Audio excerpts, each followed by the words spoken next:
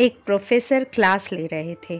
Class के सभी छात्र बड़ी ही रुचि से उनके लेक्चर को सुन रहे थे।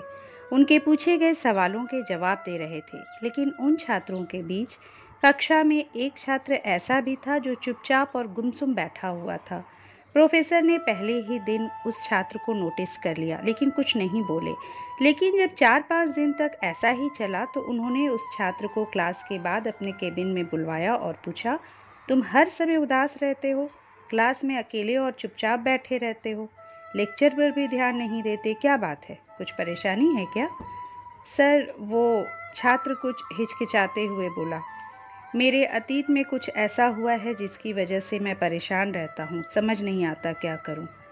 प्रोफेसर भले व्यक्ति थे। उन्होंने उस छात्र को शाम को अपने घर पर बुलवाया।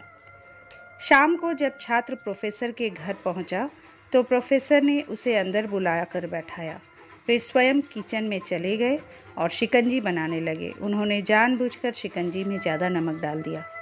फिर किचन से बाहर आकर शिकंजी का गिलास छात्र को देकर कहा, ये लो शिकंजी पियो। छात्र ने गिलास हाथ में लेकर जैसे ही एक घूंट लिया, अधिक नमक के स्वाद के कारण उसका मुंह अजीब सा बन गया।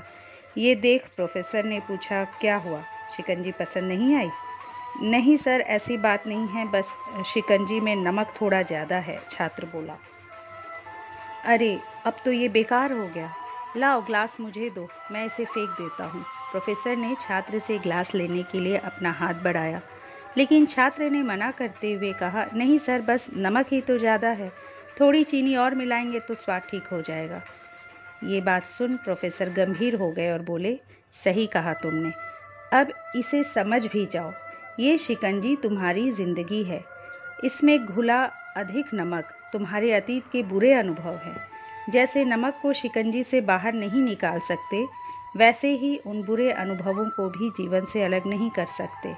वे बुरे अनुभव भी जीवन का हिस्सा ही है, लेकिन जिस तरह हम चीनी घोलकर शिकंजी का स्वाद बदल सकते हैं, वैसे ही बुरे अनुभवों को भूलने के लिए जीवन में मिठास तो घोलनी पड़ेगी ना।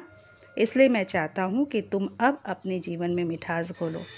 प्रोफेसर की बात छात्र समझ गया और उसने निश्चय किया कि अब वो बीती बातों से परेशान नहीं होगा। दोस्तों, जीवन में अक्सर हम अतीत की बुरी यादों और अनुभवों को याद कर दुखी होते रहते हैं। इस तरह हम अपने वर्तमान पर ध्यान नहीं दे पाते और कहीं ना कहीं अपना भविष्य बिगाड़ लेते हैं। जो हो चुका उसे सुधारा नहीं जा सकता, लेकिन कम से कम उसे भुलाया तो जा सकता है। और उन्हें भुलाने के लिए नई मीठी यादें हमें आज बनानी होगी। जीवन में मीठे और खुशनुमा लम्हों को लाइए, तभी तो जीवन में मिठास आएगी। यदि ये कहानी आपको पसंद आई तो इसे लाइक कीजिए। इस चैनल को अगर अब तक सब्सक्राइब नहीं किए हैं तो प्लीज़ सब्सक्राइब कर लीजिए। अगली बार एक नए वीडियो के साथ आपसे फिर मिलेंगे। नमस्कार।